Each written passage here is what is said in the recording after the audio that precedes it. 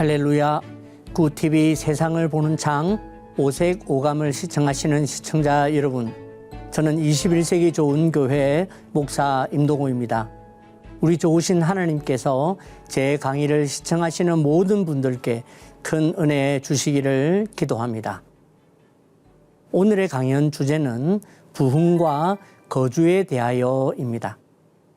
오늘 말씀을 통하여서 우리 신앙에서 말하는 부흥이 무엇인지, 또 우리 신앙이 말하는 거주는 무엇인지 함께 생각해 보려고 합니다.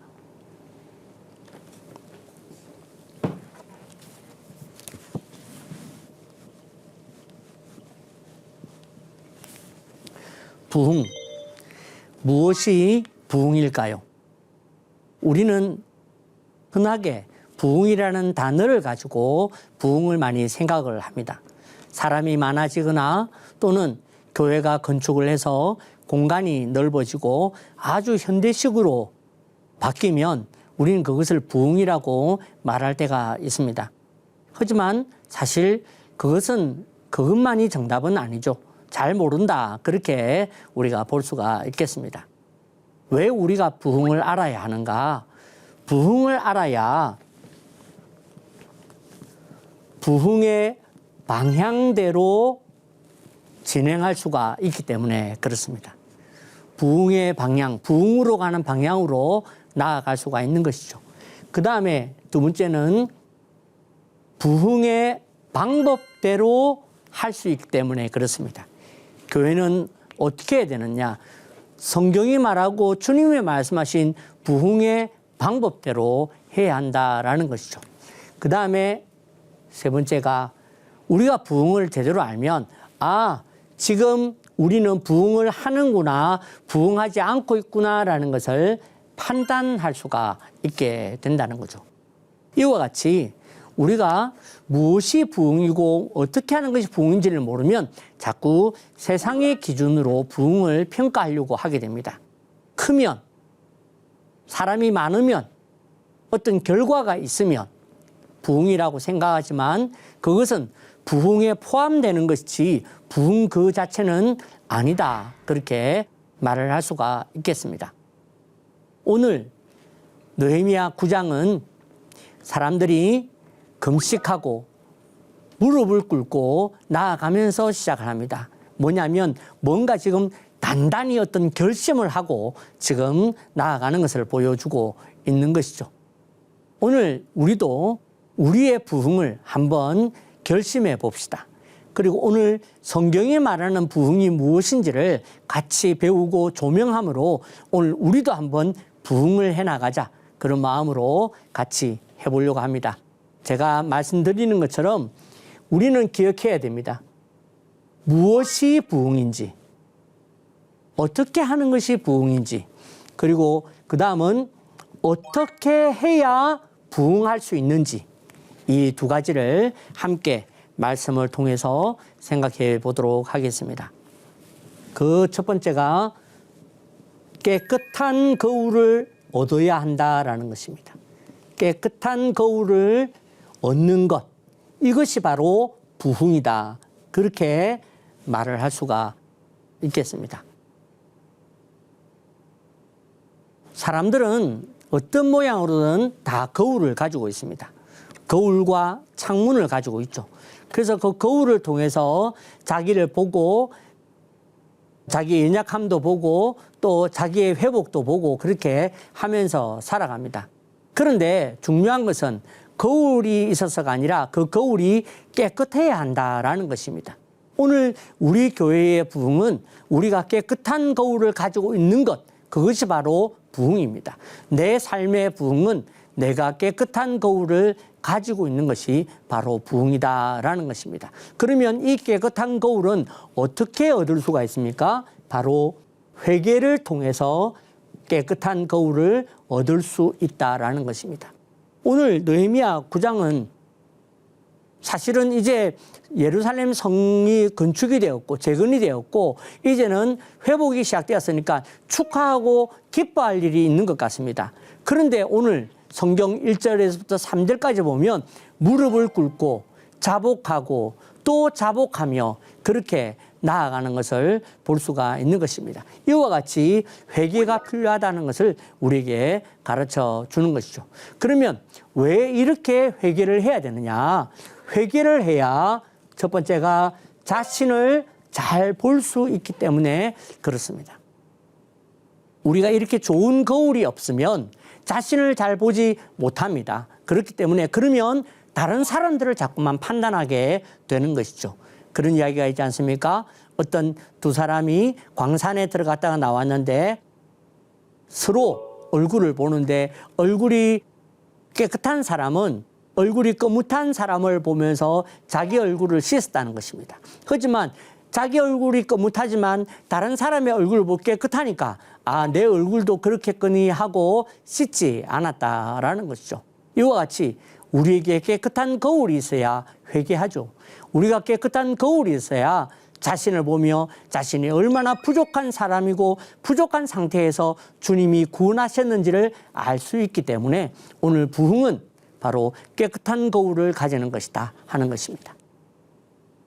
두 번째, 회개는 바로 하나님을 잘 볼 수 있게 하는 것이 바로 회개입니다. 그래서 3절에서도 5절에서도 오늘 이렇게 자신의 무릎을 꿇고 자복하고 금식하고 하면서 하나님께 했던 것이 무엇입니까? 하나님을 경배하는 것이고 하나님을 찬양하는 것이었다라는 것입니다. 이와 같이 회개가 하나님을 잘 볼 수 있게 하는 도구라는 것을 기억하시고 우리는 깨끗한 거울을 가져야 한다라는 것입니다. 그리고 세 번째, 회개할 때에 주님이 우리에게 주시는 진정한 부흥은 시작된다라는 것을 우리가 기억해야 할 것입니다. 우리가 잘 아는 대로 1907년에 우리나라의 평양 대부흥이 시작되었습니다. 그 부흥은 어떤 사람들이 많이 모여서 물질이 회복되고 돈을 많이 벌게 되어서 그걸 부흥이라고 말한 것이 아니라 그 부흥은 한 사람의 회개를 통하여 다른 사람들이 영향을 받고 이 사람이 일어나 회개하고 저 사람이 일어나 회개하고 그렇게 회개를 시작하면서 시작된 것이 평양 대부흥 운동입니다. 이와 같이 이러한 규칙들과 이러한 원리를 보면 부흥은 회개를 통해서 시작되는구나라는 것을 알게 되는 것이죠. 다음으로 이 회개에는 힘이 있다는 것입니다. 회개의 힘은 어디서 오는가? 회개의 힘은 바로 하나님의 말씀에서 온다는 것을 우리에게 가르쳐 줍니다. 그러므로 우리도 회개가 시작될 수 있도록 하기 위해서는 하나님을 가까이 하시기를 바랍니다. 오늘도 하나님 말씀을 내 옆에 두고 가까이 해야 한다라는 것이죠. 그래서 어떤 성도님은 그런 이야기를 하더라고요. 자기 집에 가면 항상 책상 위에 성경책이 펴져 있대요. 식탁 위에. 그러면 오면서 보고 가면서 보고 지나치다가 잠깐 보고 그렇게 해서 성경을 항상 본다라는 간증을 제가 들은 적이 있습니다. 그와 같이 여러분의 가정에 성경책 한 권은 좀 펴놓고 계십시오. 성경 읽을 때에만 펴는 성경이 아니라 항상 펴져 있는 성경으로 말씀을 가까이 하시기를 바랍니다. 오늘 우리가 이와 같이 말씀을 가까이 할 때에 말씀을 가까이 함으로 오늘 우리는 회개하게 될 것이고 이 회개는 오늘 저와 여러분들을 부흥으로 이끌게 될 줄 믿습니다. 부흥은 바로 단절하는 것이다 하는 것입니다. 부흥은 단절하는 것이다. 그래서 오늘 9장 말씀을 읽어보시면 거기에는 이스라엘 백성들이 그들 가운데에 단절하는 것을 보여주고 있습니다. 무엇과 단절해야 되느냐? 그 첫 번째가 이방 사람과 단절해야 한다. 다른 말로 하면 절교해야 한다라고 이야기를 할 수 있습니다. 여러분들은 이 말씀을 듣고 혹시 그러면 내가 지금부터 예수 안 믿는 사람들하고 다 단절하고 살아란 말인가 그렇게 생각할 수가 있습니다. 그러나 오늘 이 말씀은 구약의 말씀은 우리에게 영적인 의미가 있는 것이죠. 그래서 이방 사람이라고 하는 것은 다른 어떤 예수 안 믿는 사람들을 말하는 것이 아니라 바로 내 안에 있는 이방 사람과 같은 것들이 있다는 것입니다. 그게 무엇입니까? 바로 부정적인 생각, 우리에게 있는 잘못된 습관, 우리에게 있는 교만, 이런 것들이 바로 성경이 말하는 이방 사람들입니다.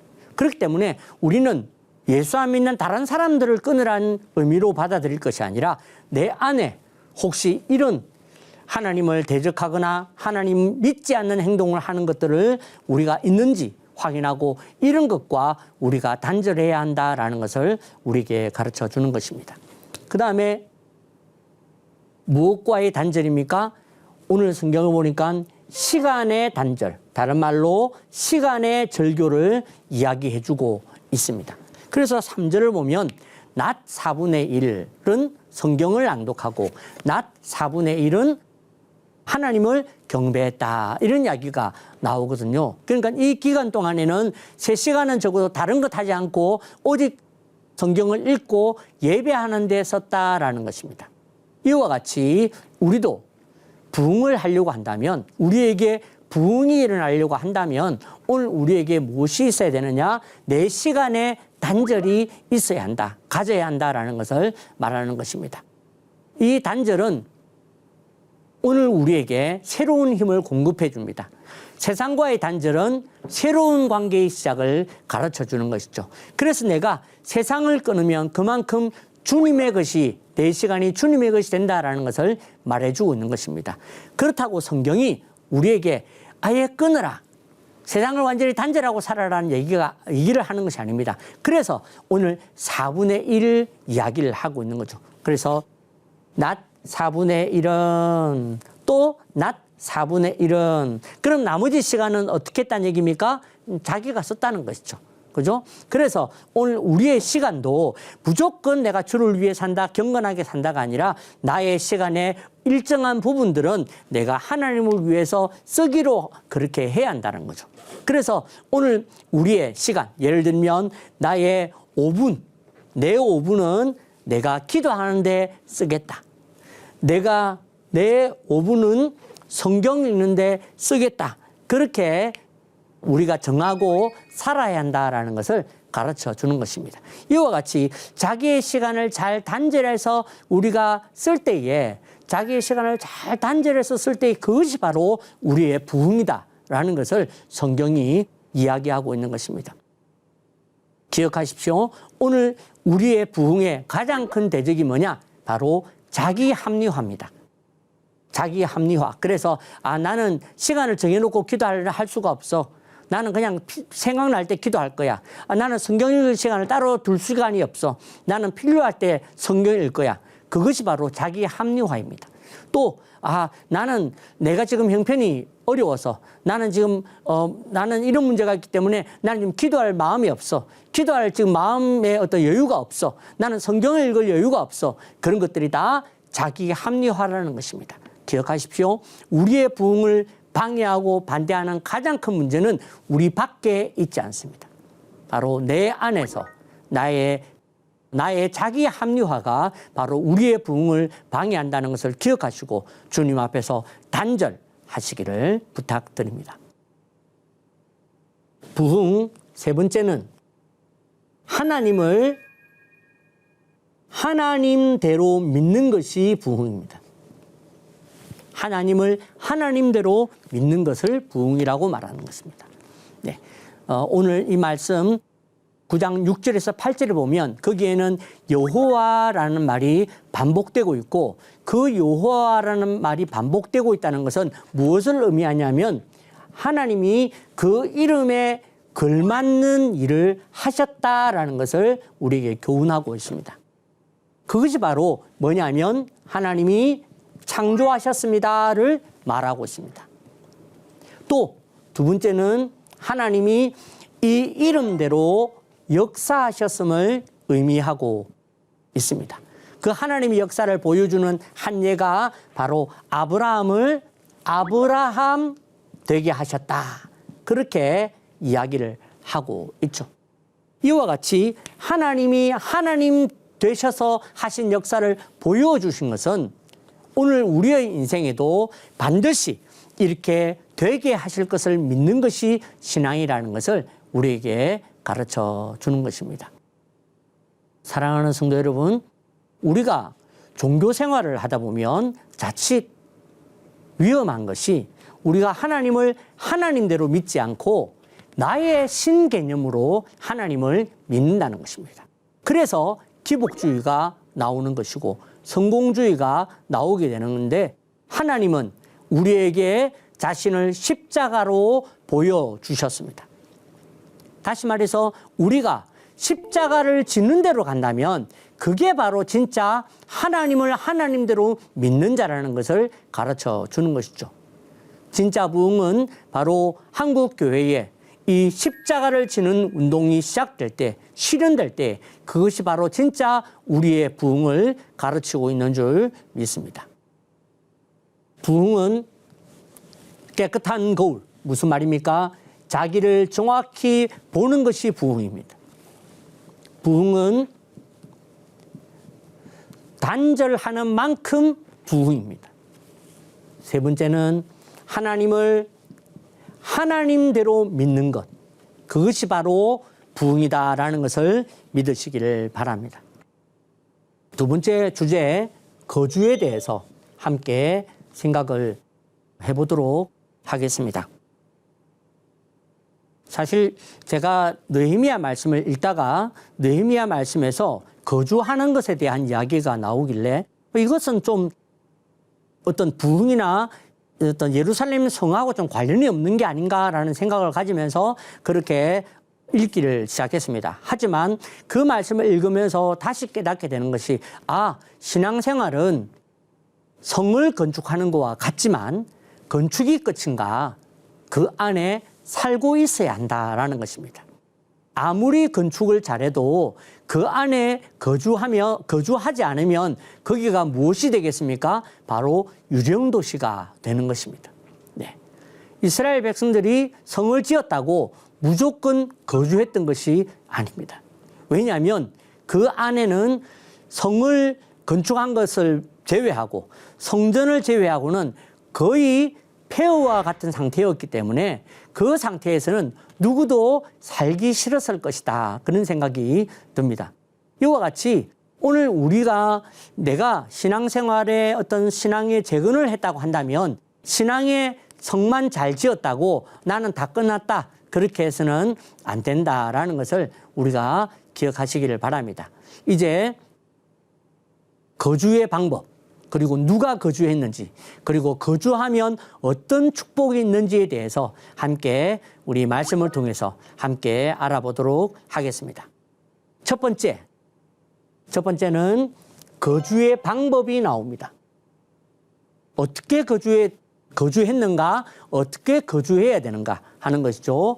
그 첫 번째가 바로 제비를 뽑아서 10분의 1이 거주하게 했다라고 성경은 이야기합니다. 그 다음에 두 번째는 자원하는 사람들이 있었다. 자원하는 사람들이 거주했다. 그렇게 이야기를 하고 있는 것이죠. 이것은 곧 우리에게 주는 교훈이 있습니다. 무엇입니까? 바로 우리의 삶의 10분의 1이 주님 안에 거하도록 해야 한다라는 교훈이 되겠습니다. 오늘 나의 삶의 10분의 1을 주님 안에 거하도록, 나의 시간의 10분의 1을, 나의 물질의 10분의 1을, 나의 감사의 10분의 1을 주님 안에 거하도록 하는 것이 뭐다? 거주다라는 것입니다. 그 다음에 그것을 어떻게 해야 한다? 자원하는 마음으로 해야 한다라는 거죠. 내가 이거 안 하면 뭐 벌 받을 것 같은데, 내가 이거 그렇게 하지 않으면 내가 혼날 것 같아서, 그래서 내가 할 수 없이 10분의 1을 바치고 내가 할 수 없이 봉사를 한다면 그것은 올바른 거주가 아니다라는 것입니다. 그래서 거주할 때에는 반드시 오늘 주님 말씀처럼 제비를 뽑아 10분의 1을, 그리고 자원하는 마음으로 우리가 거주해보자, 그렇게 말씀드릴 수가 있겠습니다. 거주, 두 번째는 누가 거주했는가라는 것입니다. 누가 거주하도록 했는가라는 것이죠. 그 첫 번째는 제사장과 레위인들이 약 1000명 정도 거주를 했다 기록하고 있습니다. 거기에는 제사장과 레위인들이 약 3,000명 되는데 그중에서 1,000명 정도가 그렇게 거주했다. 3분의 1이 거주했다라는 거죠. 그만큼 거주하는 것을 중요하게 생각했다라는 것입니다. 이와 같이 오늘 우리가 내 신앙의 삶을 어떻게 해야 되는가? 경건하게, 경건을 중요하게 생각하면서 우리는 살아야 한다라는 것을 가르쳐 줍니다. 여기에 보니까 제사장뿐만 아니라 누가 용사들도 거주했다라고 이야기를 하고 있습니다. 자원하는 자 용사 468명이 거기에 거주했다라고 이야기를 합니다. 이 이야기는 곧 두려움이나 또는 소극적으로 우리가 신앙생활을 할 것이 아니다 하는 것입니다. 우리는 적극적으로 우리는 신앙생활을 통해서 우리는 우리의 신앙을 회복하고 부흥해 나가야 한다라는 것을 가르쳐 주고 있는 것입니다. 그러므로 저와 여러분들이 오늘 내 삶에 경건이 나의 삶에 주로 하도록, 거주하도록 만드시길 바랍니다. 그리고 오늘 우리의 기도가 그저 부탁하고 안 되면 할 수 없고가 아니라 전투 용사처럼 기도하는 저와 여러분들이 되시기를 부탁을 드립니다. 거주하면 어떤 축복이 있는가? 거주하면 어떤 축복을 우리 하나님께서 우리에게 주시는가라는 것입니다. 그 첫 번째가 우리가 하나님 앞에 신앙 안에서 우리가 거주할 때에 하나님은 우리의 가정을 믿음의 가문이 되게 하신다라고 우리에게 가르쳐 주고 있습니다. 오늘 본문을 보시면 거기에 누구의 정손 누구, 누구의 아들 누구 이런 이야기들이 계속 반복되어서 나오는 것을 볼 수 있습니다. 이스라엘 예루살렘에 거주하는 사람은 누구의 아들 누구였다, 누구의 손주 누구였다, 누구의 자손이다 그런 이야기를 계속하고 있는 것이죠. 그것이 바로 무엇입니까? 이것을 통해서 오늘 우리가 우리의 신앙의 성에 내가 거주하기를 시작하면 우리 교회와 우리 가정이 믿음의 가문이 된다는 것을 우리에게 가르쳐 주는 것입니다. 내가 하나님 안에서 거하고 내가 믿음 안에 거하려고 하게 될 때에 우리의 가정이 믿음의 가문이 된다는 것을 우리가 기억하시기를 바랍니다. 그 두 번째 교훈이 그래서 신앙은 교육이 아니라 거주라는 것을 믿으시기를 바랍니다. 내가 다른 사람들에게 또는 내가 자녀에게 신앙을 잘 가르쳐서 그들이 신앙인이 되는 것이 아니라 내가 그 신앙 안에 거주하면 되는 것입니다. 그래서 믿음을 한마디로 한다면 믿음은 거주하는 것입니다. 믿음이 없으면 거주할 수가 없어요. 믿음이 있어야 신앙 안에 거주합니다. 믿음이 없으면 방법을 찾으러 나가야 됩니다. 다른 사람의 도움을 구해야 됩니다. 하지만 거주할 수 있는 것은 내가 주님을 온전히 믿을 때에 된다라는 것이죠. 사랑하는 성도 여러분, 비록 지금 예루살렘 성은 성을 재건한 것밖에는 그곳에는 아직 사람 살 만한 곳이 아닙니다. 나의 신앙도 그렇습니다. 내가 기도를 시작하고 했지만 아직 응답도 멀고 아직 주님의 도우심이 먼 것처럼 우리에게 보여집니다. 마치 우리의 인생이 전혀 바뀐 것처럼 보이지 않는, 바뀌지 않은 것처럼 보일 때에 우리는 반드시 그 안에서 거주하도록 해야 한다라는 거죠. 내가 신앙의 성에 거주하지 않으면 내 신앙도 유령도시가 된다는 마음으로 거주하시기를 주님의 이름으로 부탁을 드립니다. 그러면 어떻게 하는 것이 거주인가? 내가 읽은 말씀이 주님 안에 거주하는 것이고 내가 기도하는 기도가 주님 앞에 거주하는 것이고 내가 하는 예배가 바로 주님 안에 거주하는 것임을 기억하시기를 바랍니다. 하나님의 말씀으로 세상을 이해하고 바라보는 마음의 창이 여러분 안에 열리기를 소망하며 이 시간을 마치겠습니다. 감사합니다.